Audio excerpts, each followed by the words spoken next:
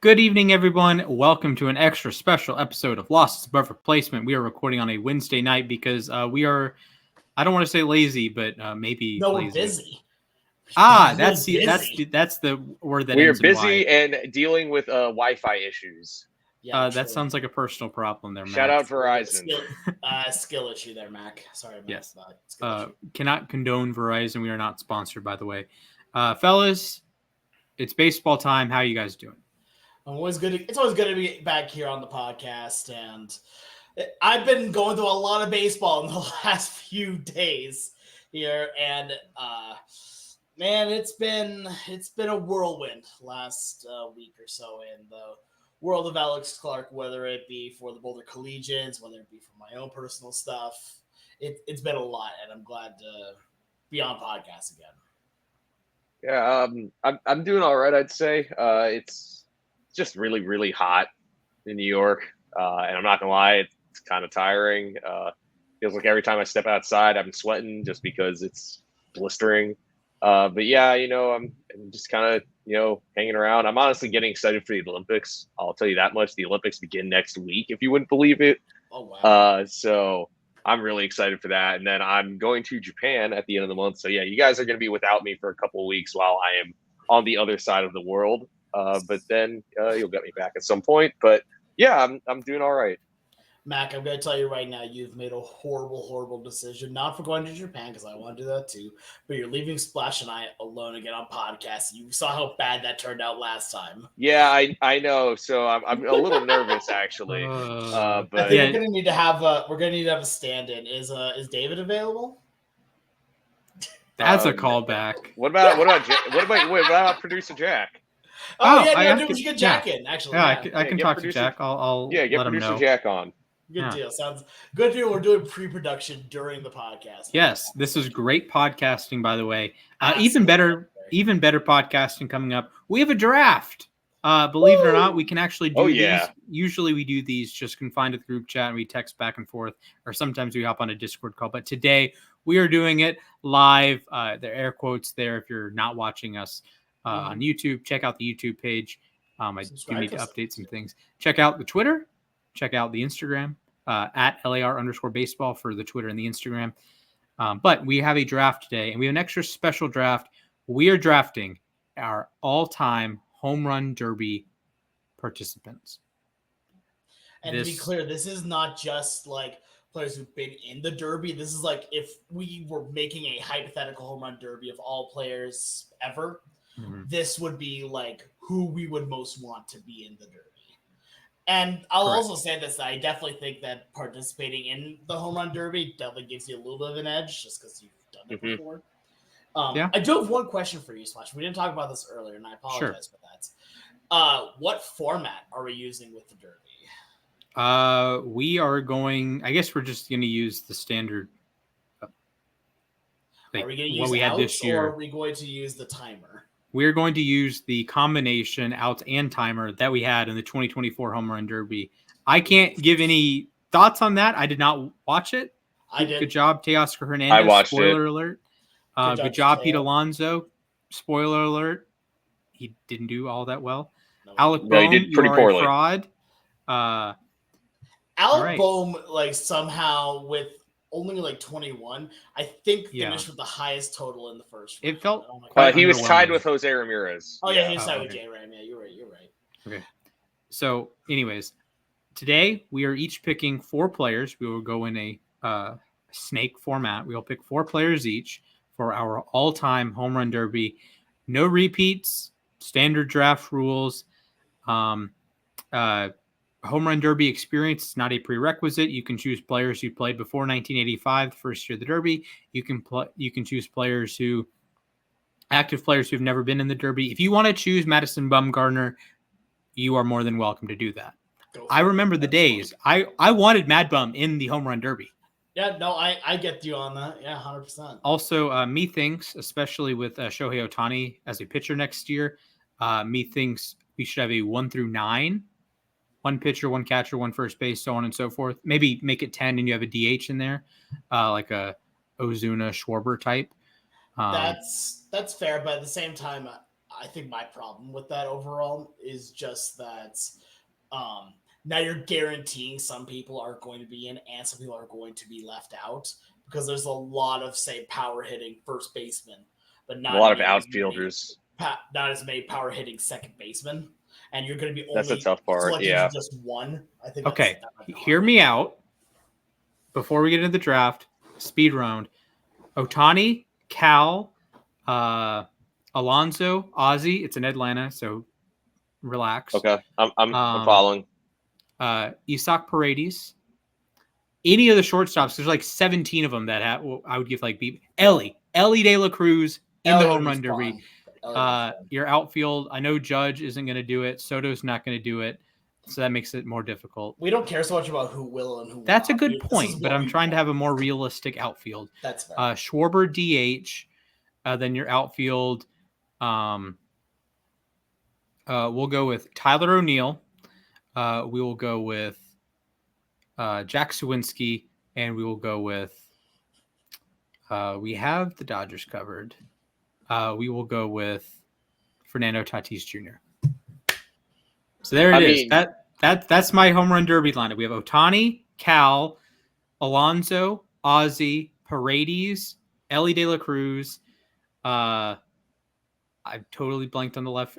Tyler O'Neill, Jack Sawinski, and Fernando Tatis. I think you lost me on O'Neill and Sawinski, but other than that, I think they both have a lot of raw power. They got a lot of raw power. That's the point. Yeah, that's fair. Yeah. Or we could have several Oakland A's because they are the gods of home runs now, apparently. Yeah, Mason Miller in the home run derby. Let's go, boys. Yeah, Mason Miller. Honestly, I'm curious about the ball harder than the exit velocity needed for some home runs is hilarious. Yes, if you compared him to Isaac Paredes, like max exit velo, the difference is like 1 mile per hour. Yeah. I'm curious to see though how we do as we get into this draft, whether each of us go for guys with just big raw power or just the results, like the home runs are there, or so. Because frankly, people were making this argument last year with Mookie that if it goes over the fence, it counts the same. Yep, right. It's true. So Marcell Ozuna had the longest home run the other night. He did not advance out of the first round. No, he did not. Although I will say there is an advantage to hitting longer home runs because you get like the bonus out.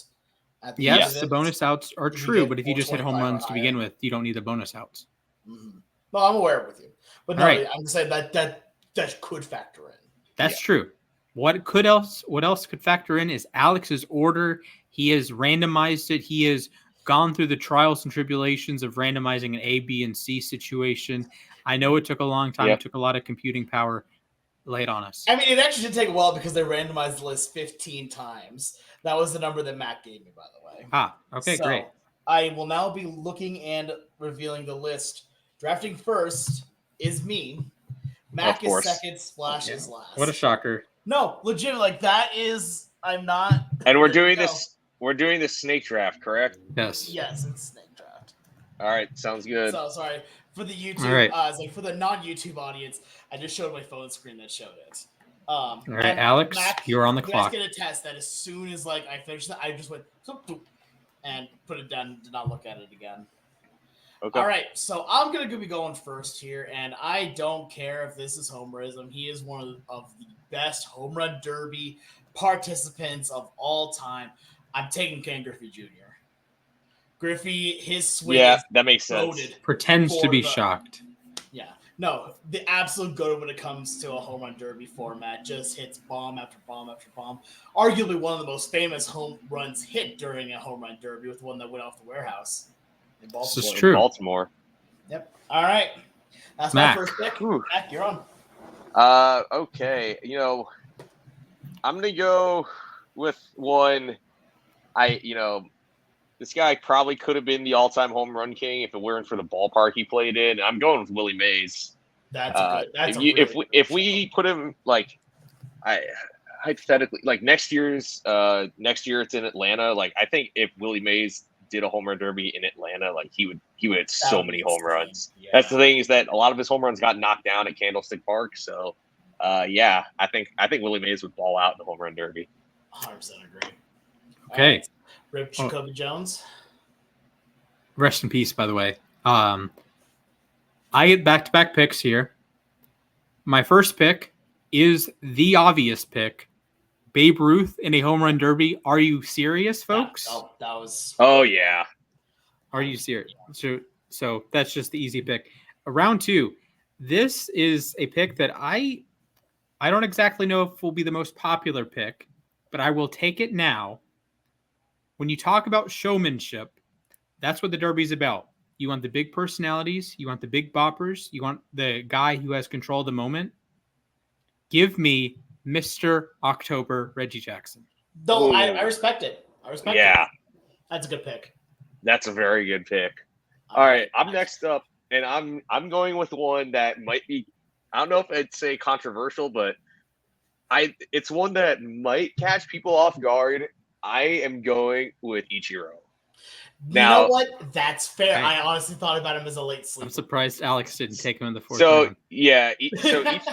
My thing with Ichiro is, yes, he only had 143 home runs in the majors, and he only slugged like a little over 400 for his career, but when he needed to hit for power, he could hit for power. And I always say that the best round of batting practice I have ever seen was 39-year-old Ichiro stepping in at Citi Field and just hitting like 5 frozen ropes into the second deck. So if he wants to hit for power, by all means, this guy could have hit 500 home runs if he wanted to. So I think in a home run derby, he could win the thing. I completely 100% agree with you. All right, Alex. All right, my last pick of the second round. Here, I'm going to go with the true home run king in Henry Hank Aaron. I think that, again, you want to talk about showmanship. You want to talk about guys that have been one of the greatest, their home runs have been absolutely momentous. Hank Aaron's is right up there on top of the list. All right, fair pick. So through 2 rounds, Alex has Ken Griffey Jr. and Hank Aaron. Mac has Willie Mays and Ichiro Suzuki. And Splash, that's me, Babe Ruth, Reggie Jackson. Alex, you begin round 3. I begin round 3, and I'm going to bring it modern. Here, I'm going to go with a guy that is probably one of the most pure power hitters on the planet, in my opinion. I'm going with one Arson Judge. I think, as a hitter and as a power hitter, is the ball does not even have to be hit that hard off of his bat for it to leave. He just has that much pure strength to him that I wanted to get at least one modern name on here. There was another name I was thinking about, but I think that Judge just makes perfect sense for my team. And now I also have 3 outfielders. I have Judge in left, I have Griffey in center, and I have Aaron in right. All right, well, I guess I'll follow suit with Alex and pick Judge's teammate, Giancarlo Stanton, another guy who's won a home run derby. He's the active home run leaders. It's funny because you look at this year, and his average home run distance is just 415 feet, which for him, that's like hitting a wall scraper every time. And his max is only 449. Like, come on, what are you talking about? But anyway, he's also one of 2 players to hit a ball 120 miles per hour this year. And I saw this guy hit 3 home runs in a spring training game. So, well, actually, I was getting food when he hit his 3rd homer of the game. But this when he makes contact, the ball just goes flying. I know that he can't really stay healthy anymore. But I mean, the one thing he's good for right now is hitting home runs. So I think he's already got 1 Derby title. I mean, I'm surprised he's only won 1, to be honest. That's fair. All right. Splash on you. With my 3rd pick, I'm going to go to the old well with a righty. Perhaps the greatest power hitter to ever live, Josh Gibson, is in my home run derby. You know what? That is a fantastic shot. That's a great pick. Good on you. Good on you. Right, in round 4. Kind of get, I want to say one thing before you do on it. Again, if you have not played the MLB The Show storylines on the Negro Leagues and Josh Gibson specifically, they talked about how his when the ball hit his bat specifically, it sounded so much different than anybody else hitting the ball, to the fact where actually MLB The Show did a play on this where every hit you got with him had the perfect sound, even if it was a little dribbler. And I think I love that. Yes, we love our slugging king, Josh Gibson. Yes, sir. So my last pick here, I'm torn. There's a lot of great names available. There is a ton. There's a lot of great names available. I'm going to give some honorable mentions. Ted Williams. Actually, I was going to say maybe wait on the honorable mentions. Oh, no. After we're done with all the picks. Fair, but okay. Pretend Wed Tilliams is not a real player. So you got faked out there. My fourth pick, I'm going to go a little off the beaten path here. A player lauded for his ability to hit long home runs. A player who is a menace in the box. A player who, in a lot of ways, is the precursor to Aaron Judge, just not playing in New York. He was playing in Washington with the Senators. That is the capital punisher, Frank Howard. Yep. No, I get that. That's a great pick. That's a great shout. All right, Matt, your last pick. I'm honest. So I'm going to go with the guy. I'm honestly surprised he's on the board because this is another guy who, I mean, allegedly may have hit the longest home run in history. We don't really have data to track it. I'm going with Mickey Mantle. Yeah, this guy, a switch hitter too. And is he going to do the Adley Rutschman spot where? Yeah, I mean, honestly, I would love to. I would love for that to happen, but yeah, no. Okay, I was there live for that, and when he switched batting like from righty to lefty, it was insane. Like the entire place loved, and of course, first swing homers.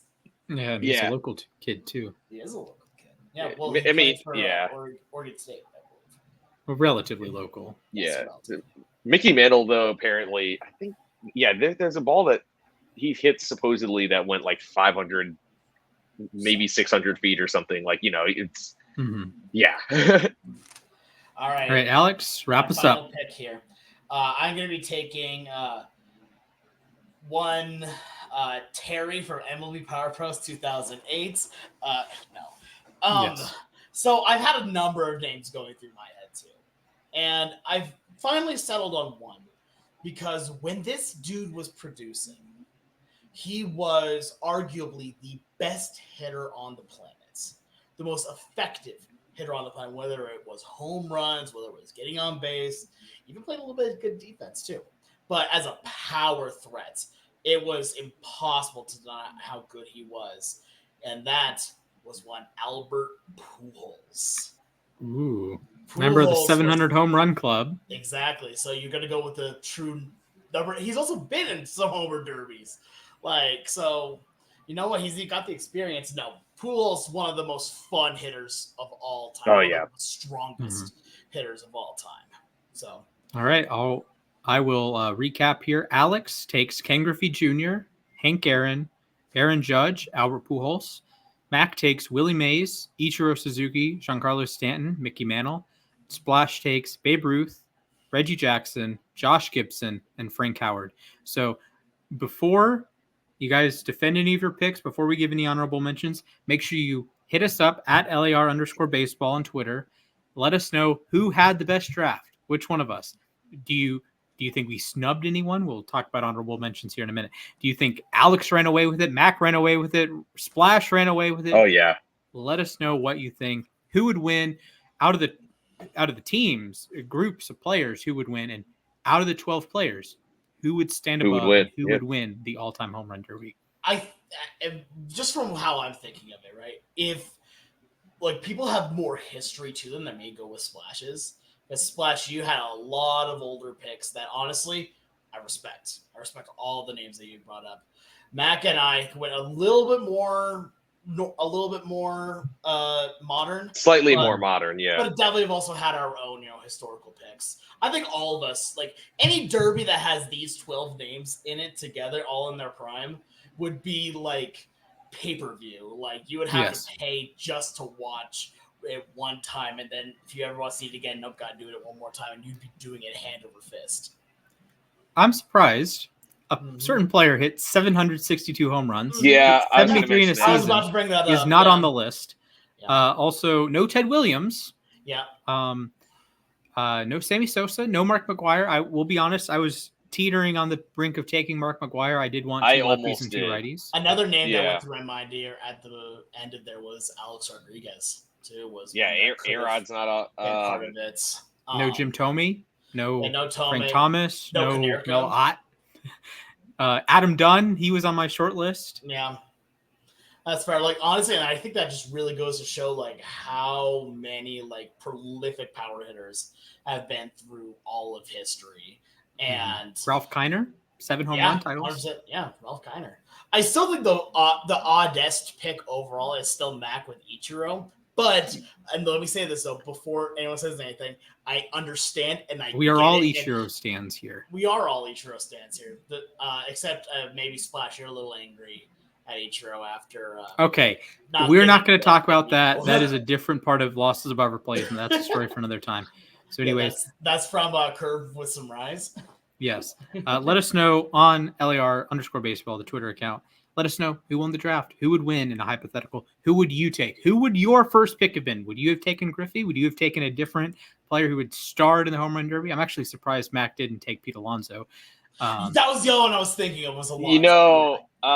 Pete Alonso won his first 2 home run derbies, but he got obliterated by Julio Rodriguez 2 derbies in a row, and then this year, what was the even point? What was the point of going to the derby this year? Robbing Christian Walker and Francisco Lindor of All-Star spots.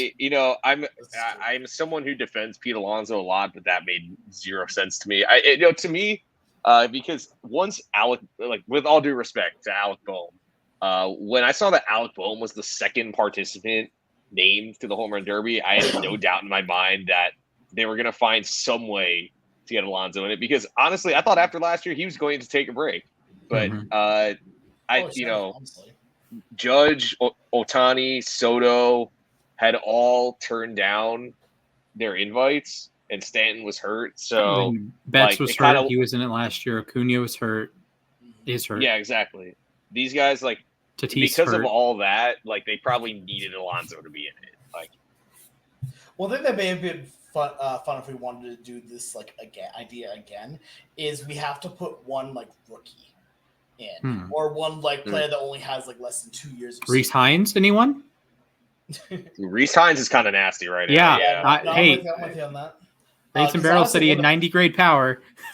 Another name I had thought about, and not because he's done anything, just purely what the power metrics say, was O'Neal Cruz. Dude, I thought about him too. Yeah, sniper rifle. Like, geez, that thing just explodes. What about Glenn Allen Hill?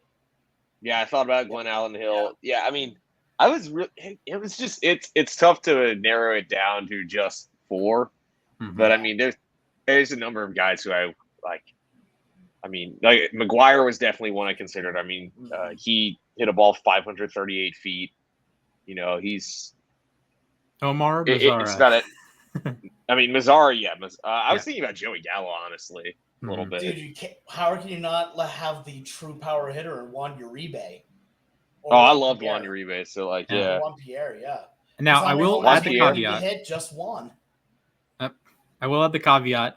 If we were assuming this is at Truist Park in 2025 All-Star Game, the correct answer is probably Bryce Harper. But I thought about Harper too. Yeah. The dude just hits homers as a hobby at this point. So that is all on the Bryce Harper discussion.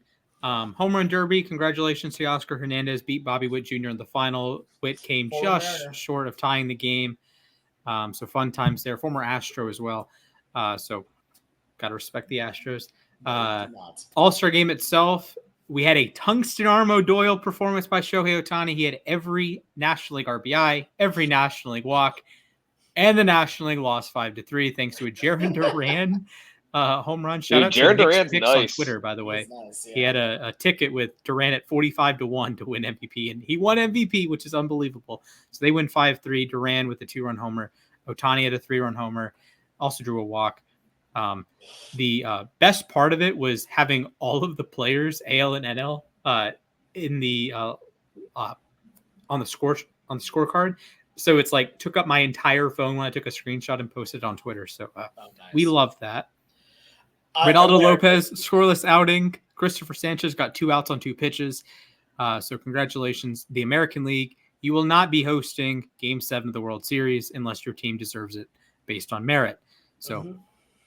I will say this as well. There was no Mariner representation. Well, some people say there was no Mariner representation at the game. That is not true. Yes, Gilbert did not pitch. Yes, Munoz did not pitch.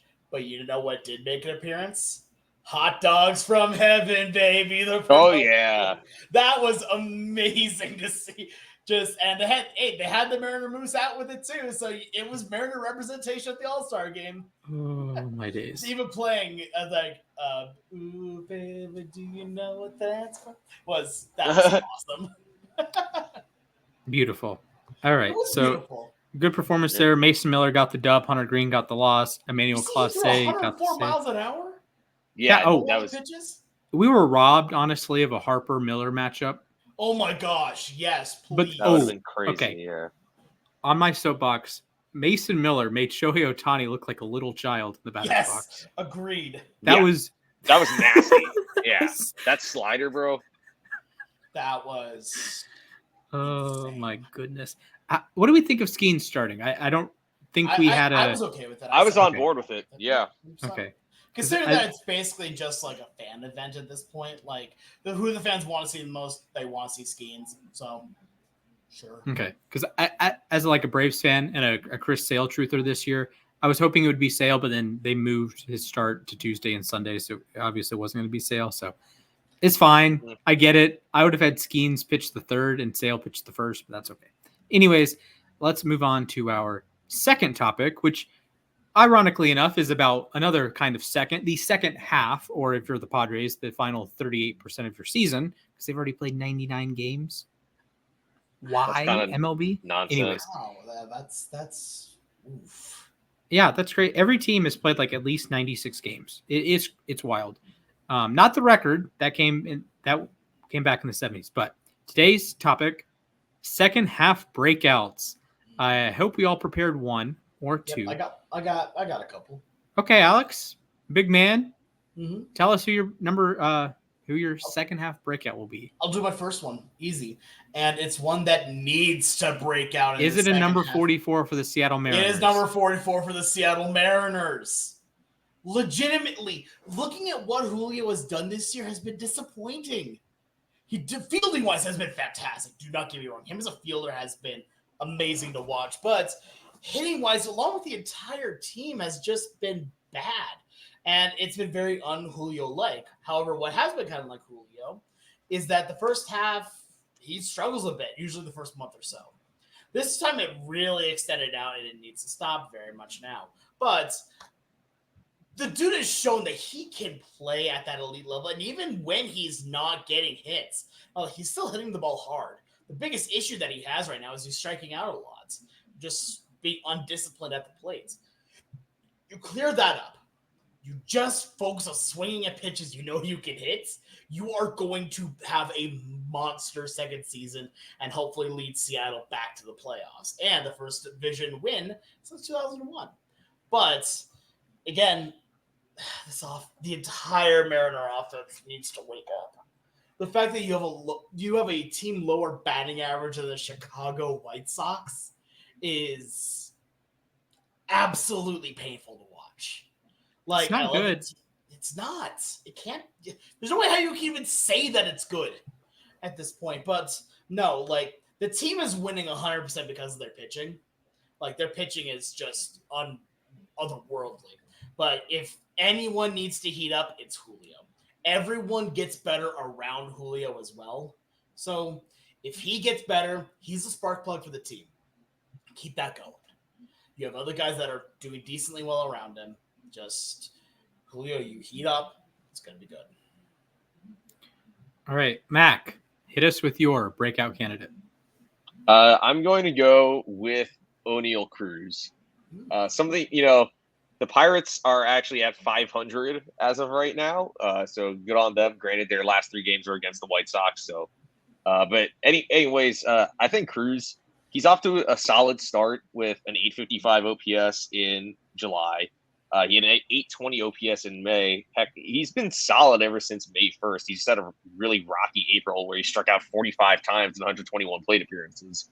I think his plate discipline it's obviously still not great, but it's slightly improved, I think, and he's still tearing the cover off the ball.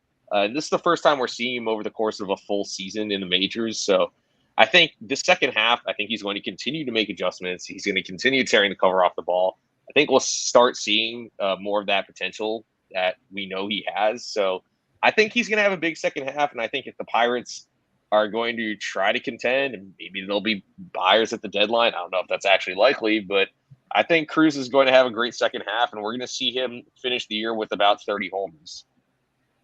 Right, I like it. I respect the pick. Yeah, it's about whether or not he hits the ball hard enough. Can you just get a little bit of lift under it when he does? This is true. I still can't believe I actually watched the game that he broke the StatCast record for hardest hit ball. That was unreal. That ball was an absolute missile nuke.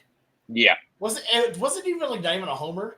Was it? Yeah, it was a single. No, it banged off the right field wall. Yeah, the ball went so fast, even with his speed, he couldn't make it to second on it because the ball was already fielded. All right, so my breakout pick is, you guys know him. I actually don't know if you like him or love him. I will point out that this is a bit of a stand-in for the teams pitching at large, and this is one of the teams that your general manager, your Pobo, can go out and say, we don't really need to add people to the deadline. We are confident. We are making internal additions here. We're getting players back from the injured list. We're getting players back who have struggled. That's why my breakout pick is reigning Cy Young Award winner Blake Snell. He's 0-3 with an ERA well above 6 right now, but the underlying metrics look a lot better. He has a 3.78 FIP. I trust that the hits per 9 is going to go down. It's at 8.6 this year, which is the highest since his first season.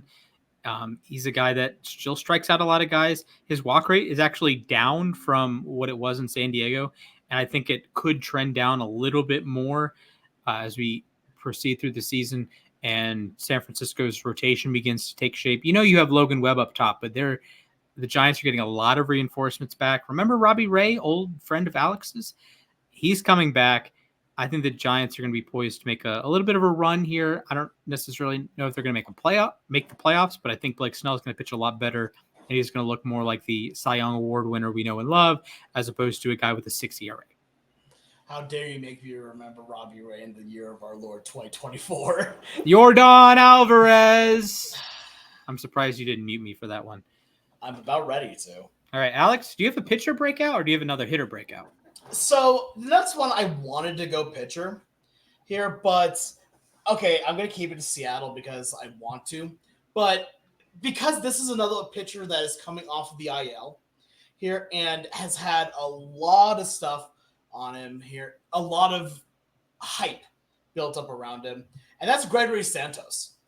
Gregory Santos is a guy that has a cannon of an arm. His sinker is insane. His slider is great. Fastball is great. Here, the thing right now is that, again, we didn't see him at all the first half. He was there. He was hurt. This is a bullpen right now that really needs another anchor to it. That really needs just another name that can reliably eat innings and be a decent setup man. And if Santos does what he is hyped up to do and what his fastball has shown that he can do, then you're going to be fantastic. Now if Seattle can add one more bullpen piece of that, you're going to look great. But no, Santos is a guy that legitimately, when he is on, he is unhittable. He has a fastball that has life to it, a slider that just zips inside. Like, I mean, come on. He's a great pitcher, but you're worried about, injuries, you're worried about control with him, and he didn't play at all in the first half. He played a couple games at most. So, second half breakout for him. He's going to come out and show why Seattle really won that deal. All right, I like it. Mac, yeah. Do you have a pitcher or do you have another hitter? I do have a pitcher, and I am going with Nick Pivetta from the Boston Red Sox. Okay. So I don't know. I'm riding the high with Andrew Bailey, seeing what he's done with Tanner Houck this year, and really what he's done with that entire Red Sox pitching staff. Mm-hmm. Pivetta, so he has a 4.18 ERA, but 3.74 expected ERA, 3.86 FIP, 3.45 expected FIP. His strikeouts are slightly down, but he's still averaging 10.5 strikeouts per 9 against only 2.3 walks per 9, which is the lowest mark of his career. He still gives up home runs, yes, but career best strikeout to walk ratio of 4.40. And he's pitched well in general. I know he dealt with some injuries, but I really look forward to see what Nick Pivetta can do in the second half. I think the Red Sox are in a great spot to contend for the playoffs. And I think with Houck and Pivetta, and I'm sure they're going to make a move at the deadline, I think the Sox probably snag that final wild card spot. On the show you weren't here, I shouted the Red Sox as the team I was most excited to see in the second half. So absolutely could see it. Andrew Bailey, president, by the way. So my second breakout pick, I was really thinking about Spencer Schwellenbach. I talked about him 2 episodes ago, or I guess, last episode. I just don't know if Atlanta's going to let him through the innings. This is sort of the the Luis Heel problem, the Garrett Crochet problem, the Renato Lopez problem, Jordan Hicks. Like, how far are you willing to stretch these guys out that either haven't been stretched out to that length before, or it's been a while for like Raylo? But my pick, my second player, Austin Wells, catcher for the Yankees. He's been very good defensively, +5 framing runs, +3 blocking runs, overall +5 fielding run value. And he hits the ball hard. He has a good sweet spot percentage, 36%. Expected WOBA 337, a lot better than his actual WOBA. And I think he's a player that the Yankees desperately need, that third guy after Judge and Soto. They have Judge and Soto. You have 2 of the top, 5 players in baseball. Fabulous. Who's your third guy? Right now it's Ben Rice. It might be Gleyber Torres. Giancarlo Stanton's on the IL. Hopefully he returns soon. DJ LeMahieu, king of the ground ball derby. Probably not the move. Anthony Volpe needs to figure something out. Trent Grisham is a solid player. Alex Verdugo is just your dead-on average player. I think Austin Wells could be the difference between the Yankees winning the American League East and slipping to third in the division. And they're probably going to make the playoffs. I think that's a given at this point. But if you're the Yankees and you are there's big vibes difference if you're finishing first in the entire American League, ahead of Baltimore, ahead of Boston, ahead of Cleveland, ahead of Seattle, ahead of everyone, and then finishing 5th and having to go to Houston, or having to go to Boston, or having to go to Minnesota. Well, they own the Twins, so maybe not Minnesota, but going to Texas, right? That's a difficult ask for a Yankees team that the last handful of years has underperformed in the playoffs. Austin Wells needs to have a big second half. I think he will. I like the underlying metrics, and he has a good enough defensive floor that even if he has some more batted ball luck that he's had so far, I think he's good to go. Yeah, actually, I think Wells should be there every day, especially with the way Trevino has struggled defensively this year. Like, I see no reason for the Yankees to not give Wells at-bats regularly. And I think, especially with the strides he's taken offensively, like having a strong offensive catcher who also handles the pitching staff well, it's a big game changer. I mean, the Mets struggled. Well, yeah, Cal Raleigh for the Mariners, obviously, but also the Mets struggled badly while Francisco Alvarez was out, and it's like a completely different game. I say it's like what, for a comparison to another sport, OG Anunoby, the Knicks were like unbeatable when he was on the court. Francisco Alvarez, even if he takes like an over 4 with 3 strikeouts, he makes a difference. Like just having him behind the plate. It's amazing to see, like, even in a team sport like baseball, how much one guy can really change an entire dynamic, and especially for catchers, right? In my personal opinion, catcher is the most important position on the baseball field because they work with the pitchers overall. They have to make sure that they know every single one of the pitchers and how to work each of the hitters. They're the only position that plays offense as well as having such a huge mark on the defense, including in attacking the other offense here. And you are worked like hell with having to squat for 9 innings plus. You've got to have good defense and are still expected to be a hitter. So, catcher 100% is the most important position in the game. Yeah, if I'm giving the Yankees some advice, just some armchair manager here, I think Wells should be your starter every day against righties, and Trevino can start against lefties. And if you have a run of one or the other, then you can obviously mix it up. But, Wells from the left side, I think that's an important bat to have in, especially at Yankee Stadium. But, it's important. And there's a rhythm to catching, I think. There's a reason why JT Realmuto, Cal Raleigh, Oakland Sean Murphy were really, really good. And they were Salvador Perez, really, really good. And they play a lot. They're playing, 5 or 6 times a week. Yeah, they'll have the occasional DH day if applicable. They'll have the occasional off day, maybe a pinch hit appearance. The Braves like doing that with Murphy. But there needs to be some rhythm. And you can't have the same rhythm that like a first baseman has, right? It's illogical to ask Murphy to play as often as Olsen or Will Smith to play as often as Freddie Freeman. Yeah. Fine. But, I think it's important that Adley Rutschman's in the lineup for Baltimore just about every game. Maybe you give him an off day against his the platoon split that he struggles with. I'm blanking on what his platoon splits are, but regardless, I know that they have him maybe give him an off day lot. here or there, or you have James McCann for a reason. Yes, you have a backup catcher for a reason, right? The Phillies have Garrett Stubbs, who's not very good at baseball, but they have Garrett Stubbs for a reason, but you need to play your catcher more often, especially now as we get into the second half. These games are really important. You need to lock up playoff seeding for the Yankees, try to win the division. If you're the Braves, try to keep the 4th spot. If you're these other teams that are, Cal Raleigh is going to play every day for the Mariners. That's huge. So I will say, kind of backing up and going away from your point a little bit half and half. I definitely agree that, especially for a catcher, a pattern is very key to have. But I also think that playing the matchups and having 2 catchers that are decent defensively but can go against either side, one against one side of the plate, one against the other side of the plate, can really work a lot of wonders. I think it was in 2022, right? You had Cal Raleigh, who, as a lefty hitter, absolute masher. Like, he was a menace against righty pitchers. Against lefties, struggled.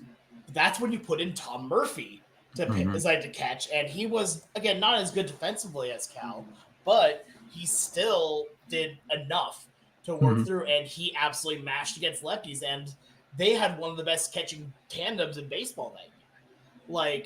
So at that point, I definitely like the idea of having that rhythm as well, because it really can make a difference. But I also see a value in having 2 decent catchers on the team that one is for one job and one is for the other. And or if you have a particular pitcher that likes a particular catcher, that's fine. We've kind of gone away from that a little bit more. That was really big during the number. True. Yeah. So, but no, I completely understand. No, Hunter, you're 100% right on that. Yeah, I think in a perfect world, if you have one of the stud catchers, the Smiths, the Rutschmans, in theory, Sean Murphy, I don't know what's happening, but in theory, I think that guy should play out of 6 games, should probably start 4 of them, maybe DH a 5th one, or a pinch hitter in the 5th one. So he's playing 2/3 of the time plus 3/5 of the time, or that's the lower fraction, 4/5 of the time. No, I completely understand and I agree with that. Yeah. It's always fun to see these kind of different ideas when it comes to catching, because a lot of times it is such a brutal position. That's true, and that's the hell out of you. You don't see a lot of platoons at shortstop, right? You let the guy sink or swim. You let Anthony Volpe or Mason Wynn or Tovar. You just you throw him out there every single day because he's so important to your defense. Catcher, it's more taxing, so you can't play the guy every day. Which I find really funny, that same idea. Most of the time when you see platoons are in the outfield and at catcher. In the outfield, it's because one person can't hit one side of the plate. In catcher, it's because you need time to heal. Yeah. I've been a catcher for a long, long time, and I gotta tell you, my knees still haven't recovered.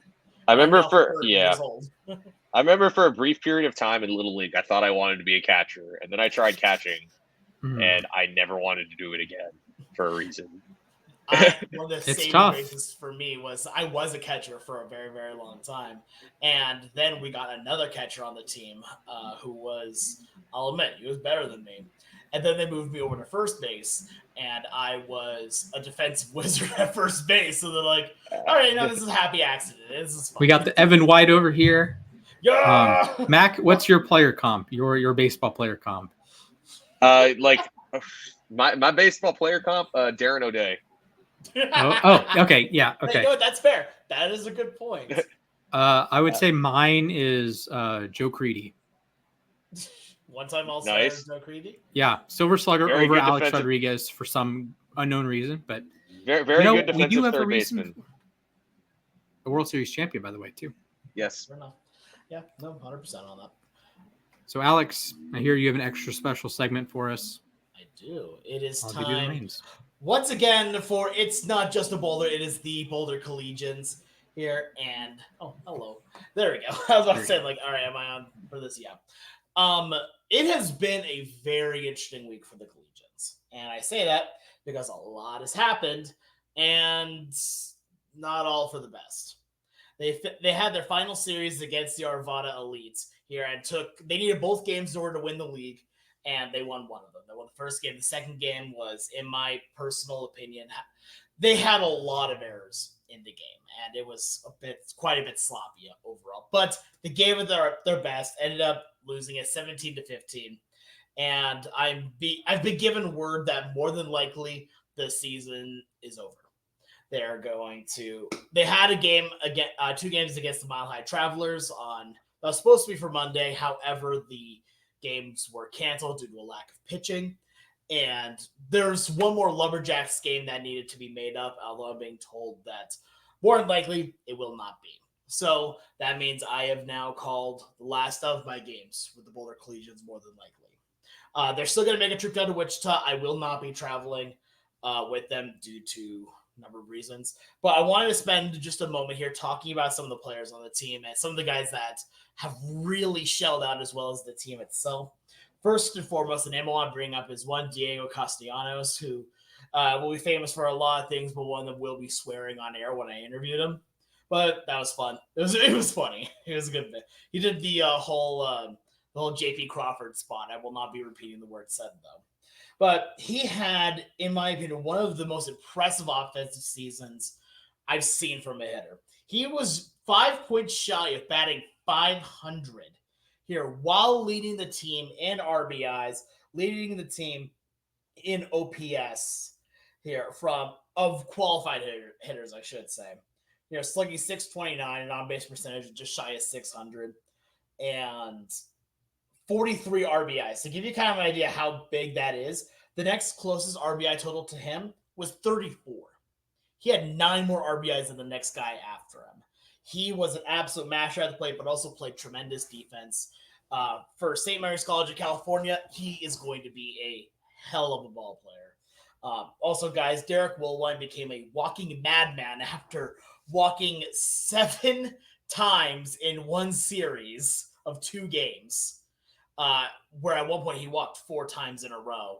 Absolutely incredible. I interviewed him after the game, and at the next at-bat after that 7th walk, first pitch swung, got a single. And I asked him, he was like, were you just trying to hit something? He goes, dude, I could not get a pitch to hit. Finally, I did, and I took advantage. So, I respect it. Plus, one of the most steady defensive first basemen out there. He played excellent first base all season long. And whenever he wasn't there at first, it always felt like there was a hole in the defense. Brett Williams became a catcher that was a true clubhouse guy and a true leader on the team, where he showed through example. He was the one that really worked on taking your pitch, driving it the other way, or getting into the gap for a base hit or an extra base hit. Got a couple homers as well for him on the season. But again, had a batting average not too far off of 500. And in this kind of league against other collegiate athletes, that's a pretty impressive overall. Luke Blackman had a lot of power here from as well. He was able to slug the ball pretty well as well. And Hirayama, an amazing defensive shortstop that I can't wait to see what he does at other levels. Shane Crow is a catcher that now has a secondary in the infield after not playing second base at all in his entire life. Got thrust into being the second baseman for the team for basically the entire second half with injuries to the team. So his ability to keep going was awesome. On the pitching side of things, you had some incredible pitchers such as Nolan Archuleta, who was so good at throwing strikes. It seemed like he was never behind an account. He finished with 18 strikeouts on the team, but he had a lowest ERA on the team of qualified players with an ERA. Well, one of the lowest ERAs, not the absolute, of 2.6, but he had a 0 ERA for over half of the season. TJ Newman was the definition of like a Greg Maddux type of pitcher. He did not throw hard, but he had absolute command over every single one of his pitches and was able to go deep into nearly every ball game without throwing a whole lot of pitches overall. He finished the season in an ERA of under 2. Then guys like Nick Willems, who had a great fastball, Caden Calcayo, who really found his stride halfway through the season and became a true dominant pitcher for the team. And I obviously have to talk about CJ Pino, basically the de facto closer for the team, but he was the high leverage guy that was always brought in whenever they really needed to stop the bleeding, and he did absolutely just that. This team has been so much fun to call. Also, I got to give a couple other mini shout-outs there too as well. Alex Martinez did a great job as one of the true two-way players on the team. Not to mention Nick Mishuk as one of the better lefty relievers that once he found his way throwing strikes was absolutely great. So regardless, with all that being said, they finished their season right now a record of 29-5, an absolute stellar record. The team played some great baseball. They've definitely had a big issue when it came to injuries, and that was something that plagued them all season long. They really had to mix and match lineups that it cost them a few games here and there, but they played hard. They played extremely, extremely strong. And I am so very proud that I got to call them over the course of this season. This has been so much fun to get to work with these guys as they continue to progress on their careers. And all these guys have got some great careers ahead of them. One name I definitely can't forget to mention is Isaac Sobieschek, who is one of the strongest humans I've ever seen. Him hitting I got to hit batting practice with the team before the last games, and I've been trying to do that all season. But I was right next to him in the cage, and listening to the ball explode off of his bat, it sounded different. He was so dang strong. But this team has got a bright future between everyone. I'm so happy for me getting to meet everyone that I did, meeting all the families that I got to meet throughout the entire season, working with these players, working with management, working with the coaches. I honestly feel sad that my time with the Collegians has come to its end. And for that purpose, I was very humbled when I was presented with a team photo that everyone signed saying, "Thank you, Alex." And more than likely, I hear that they are going to go play in Wichita.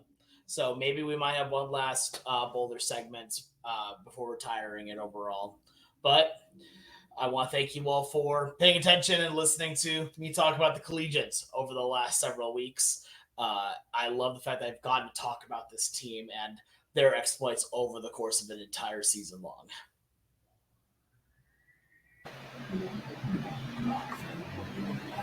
Sounds like that was a phenomenal time, Alex. So we appreciate sure. the it's not just a Boulder, it's the Boulder Collegians updates. So definitely. They'll be missed.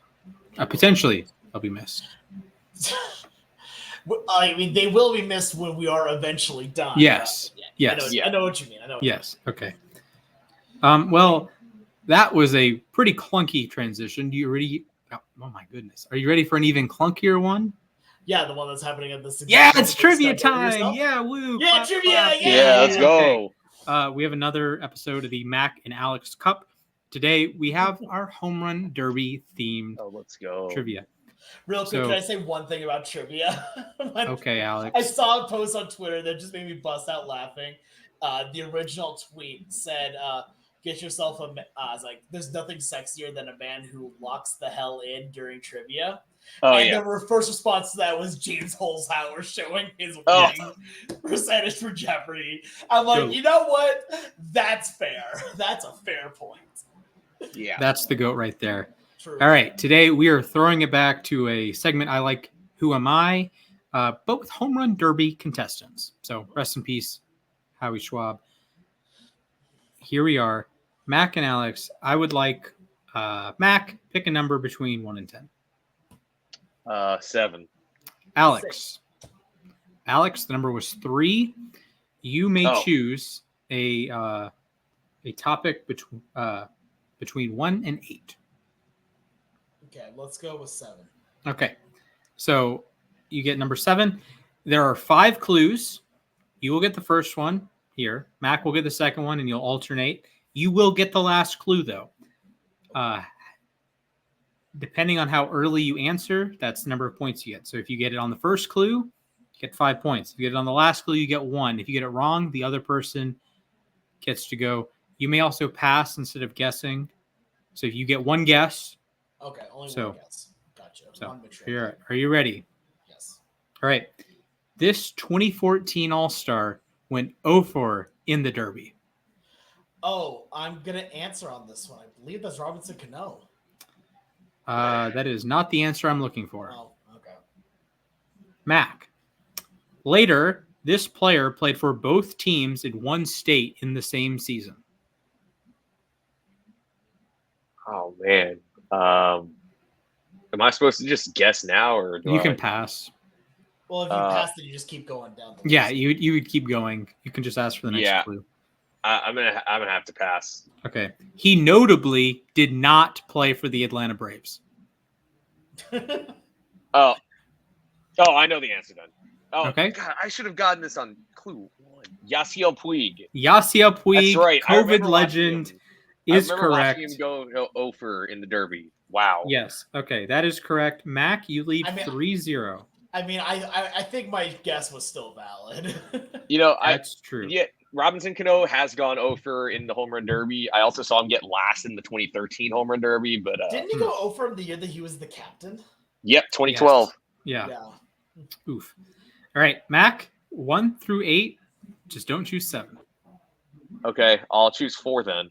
All right, number 4. This 1999 All-Star hit 2 home runs in the Derby. Pass. Okay, Alex. This lifelong National Leaguer was a premier 5-tool player. Pass. Mac. He had previously been in the Derby with Montreal. Man,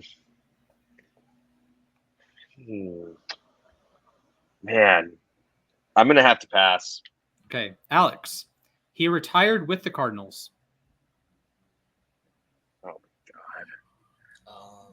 my God. There's only one more clue left, so I think I have to guess on this, right? Yeah. Mm-hmm. Correct. Yeah, guessing doesn't hurt you here. Yeah. He was an Expo, retired with the Cardinals. I'm going to say... No, that's not right. Screw it, Vladdy. I don't know. Okay. It is not Vladdy. Yes. Vladdy played for the Angels. I know. I'm well aware. Rangers. I couldn't think of the answer. I didn't want to drag this a little longer. All right, Mac. I know who the answer is, unfortunately. Oh. What's less? But here, give the clue anyway, and then name this Coors merchant who Foolish Baseball helped get into the Hall of Fame. Larry Walker, yeah. As you know, he was on the tip of my tongue after the third clue, and then when he said he retired with the Cardinals, I knew right away, and I'm like, wow, I should have gotten that already. I do want to throw it out there. My final 2 clues for Yasiel Puig. Clue 4, he famously licked his bat, and 5, name this former Dodgers sensation. I was going to say, well, you needed to say that he got pulled over while wearing pink booty shorts. I do not recall that. I will take a look at it. It is the funniest Alex. Thing. Hello. Back on topic, pal. 1. 1 to 8. Pick a number. 1. Okay, number 1. This 1989 All-Star hit only 1 home run in the Derby. Pass. Mac. He hit a leadoff home run in the All-Star game. Okay, I know the answer. I believe this is Bo Jackson. Bo Jackson is correct. Bo knows the All-Star game. I forgot he was in the home run derby. Mac leads 8-0. The final clues. His only black text was 1989 American League strikeout leader. He played for the Royals, White Sox, and Angels. Name this former NFL running back. All right, Mac, you choose the topic. 1 to 8. I'll take wait, what numbers are available again? We've taken one. Taken 1, 4, and 7. Have been taken, so I'm gonna take 5. Okay, 5. This 2004 All-Star hit 3 home runs in the Derby. Pass. Alex, he was an All-Star twice and received MVP votes once. Pass. Mac, he last played for the Rays. Last played for the Rays. He was a 2-time All-Star.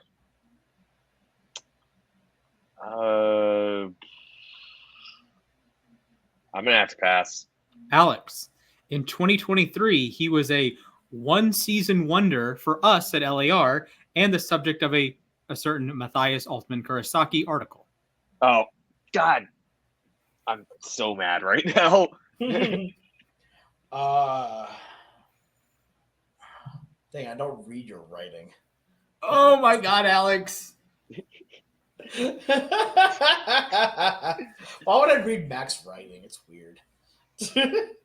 I don't know. The only good writing you do is the closer entrances one. Exactly. That is a valid point. That's his best work. But I'm kidding. You do a lot. 2023 was a merchant. I don't know. Pass, man. Just say. Oh my God!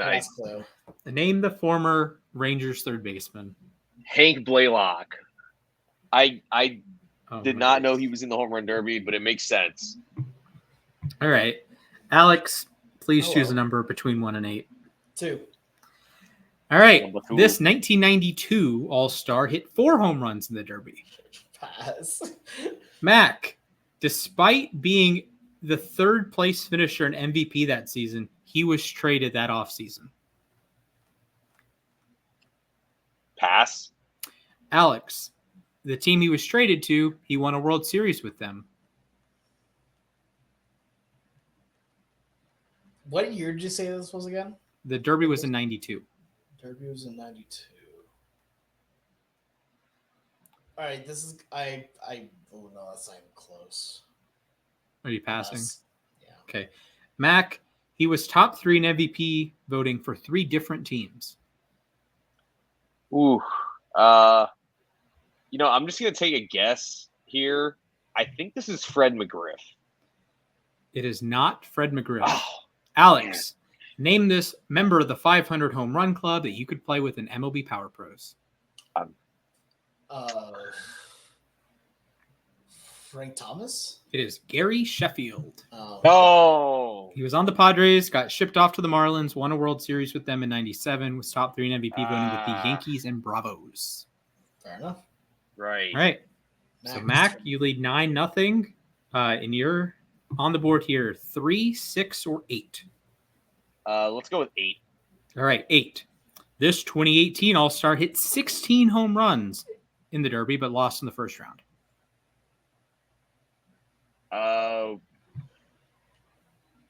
I'm going to pass here, but okay, Alex. This player sent no more fielders to therapy in a 2024 YouTube video.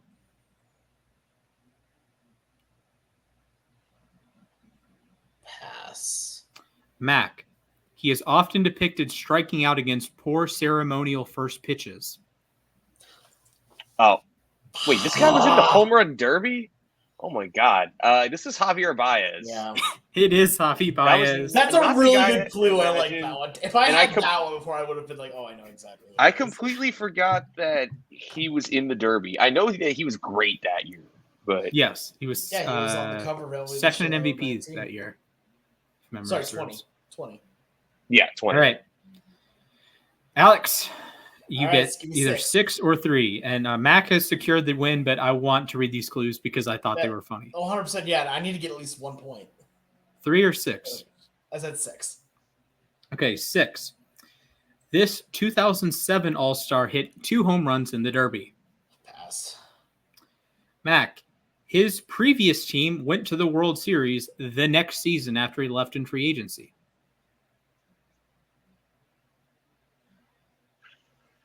2007. Pass. Okay. Alex, he was a lifetime 309 hitter. Okay, so I want to clarify something about the last clue, right? Yes. So was it the 2007 offseason he got traded? No. Then before the 2008 No, season? he left in free agency. Key distinction, he left in free agency, was not a trade. Okay. But it was that year, though. No, it was not that year. The team he was on, he competed in the home run derby for X team, X-1 team, won the World Series the year after he left. Okay. Lifetime 309 hitter, pass. Okay. Mac, he helped his team march to the World Series with a walk-off. Oh, I think I know the answer. Well, your time to guess. I think this is Maglio Ordonez. That is correct. That's Alex, an iconic call. So yes, Alex, named the 2007 American League batting champion an A-level contact bat. I was about to say this. You got to have the A contact, A power, A trajectory. All right, last one here. Mac, can you go for the clean sweep? The shutout. This 1997 All-Star went over in the Derby. All right, pass. Alex, he was traded by a World Series winner in this season. They won that World Series. Pass. Mac, he was playable in MLB Power Pros 2008. I'm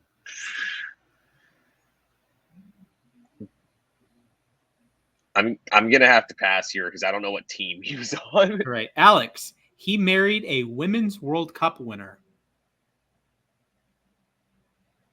Oh God.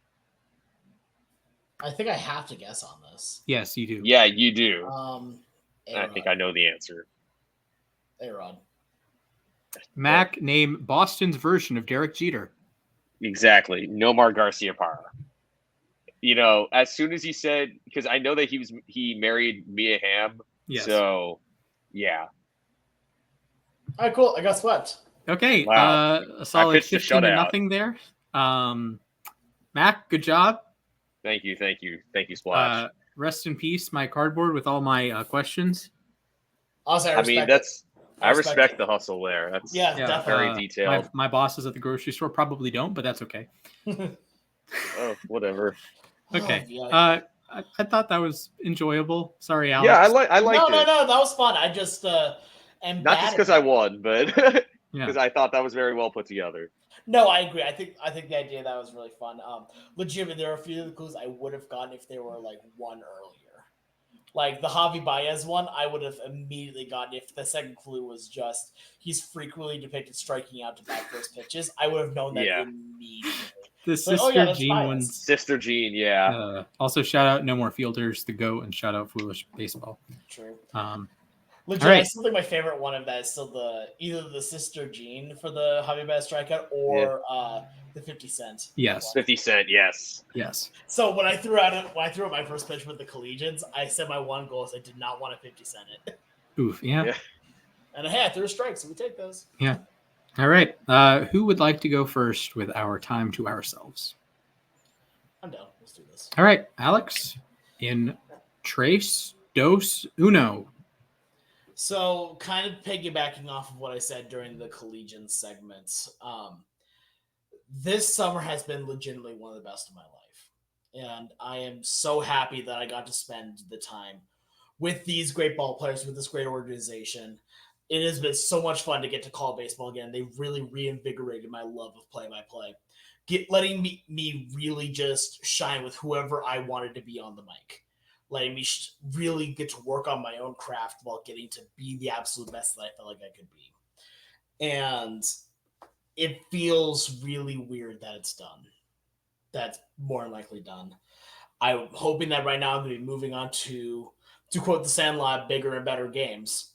But at the same time, like, this entire season has been so momentous for me, and I'm so happy that I got to take part in this. I'm gonna record something a little bit later here for the fans of the Boulder Collegians here, as saying basically my way of saying thank you to the fans for all of that. But I'm not going to be done with broadcasting. I refuse to be done with it. But this entire summer has been so much fun, and I would not trade it for a world. I was scared as hell coming in here, and now I'm just sad that it's over.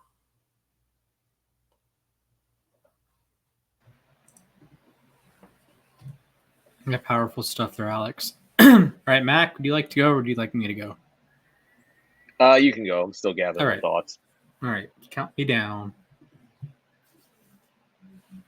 3, 2, 1. Rest in peace, Jacoby Jones.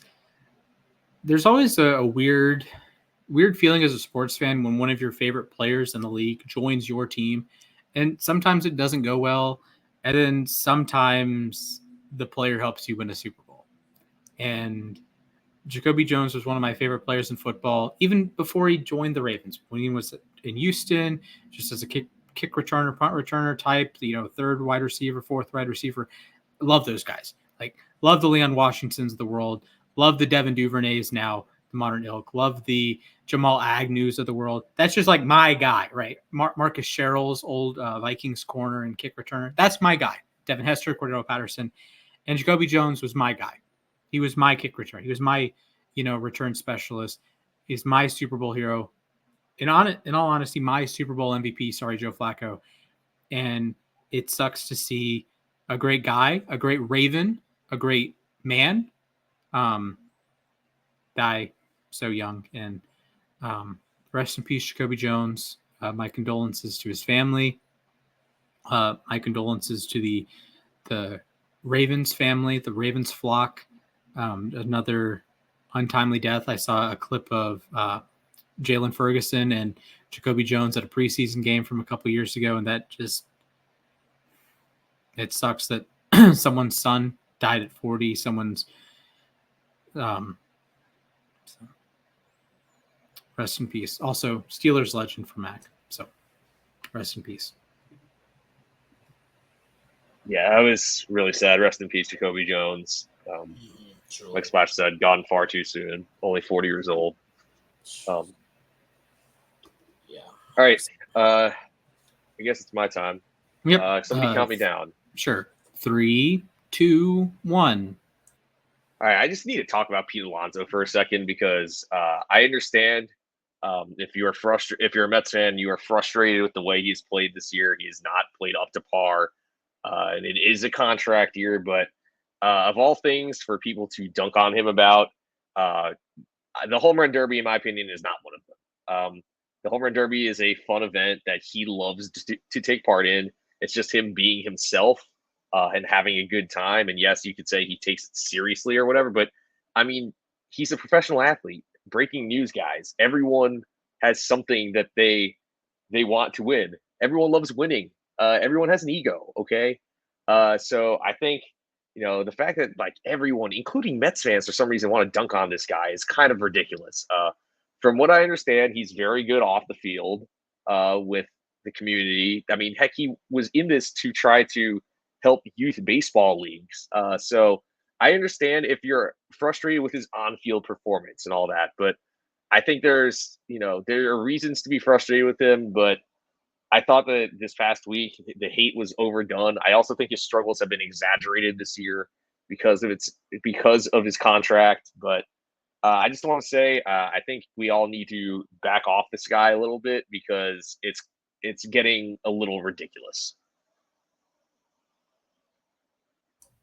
Yeah, no, I completely get that. Yeah, like I was going to point out that the Alonso thing kind of is sort of backfires when he's, with all due respect to Pete Alonso, he's a great baseball player, did not deserve to be an all-star this year. So it kind of backfires when I understand that. Oh, yes. Yeah, he's going to be in the Home Run Derby, so he has to be an all-star. That entirely backfired, Right. And it wasn't Julio Rodriguez beating him with 40 home runs. It was he stunk. Just on that day. Yeah, he didn't do well. Yeah. He wasn't up. Exactly. Actually, he was fine. The freaking pitcher. Dave Joust had a bad yeah, it was not his night. It was not his night. So it happens. Now it's weird that Pete Alonso has as many All-Star game appearances as Jeff Bagwell. And Rafael Palmeiro. Yeah, and Rafael Palmeiro. That is a problem, with all due respect. Like, one's a Hall of Famer and one's in his 6th full season, or 5th if you want to throw out the COVID year because he couldn't be an All-Star in that year. So, I don't know. It just kind of, I think Major League Baseball ended up with egg on their face. I think Lindor, Nimmo, Christian Walker. I know you needed a Met in there, but if you replace the first baseman, you get Christian Walker. There were multiple Mets more deserving, yes. Yeah. Yes. So, anyways, that will wrap us up for today. Hope you guys enjoyed. If you did, drop a 5-star review, Apple Podcast, drop a like on YouTube, drop a comment. What's your favorite segment? Do you like the trivia? Do you like the Boulder Collegians? Do you want Alex to do that with another team? Do you want Mac to do it with like the Syracuse Mets? I don't know. Make sure you drop us a follow at LAR_baseball on Twitter and Instagram. We're on YouTube. We're on Apple. We're on Spotify. Wherever you get the podcast. If you don't like the show, you can email us at lossesabove-replacement@gmail.com. Let us know what we should improve upon. Don't give us a 1-star review, but we appreciate the thoughts. So anyways, for Alex, for Mac, and for myself, we will see you soon. And remember, folks, Spencer Schwellenbach will be a starting pitcher tomorrow. Not tomorrow, next year. Toodaloos.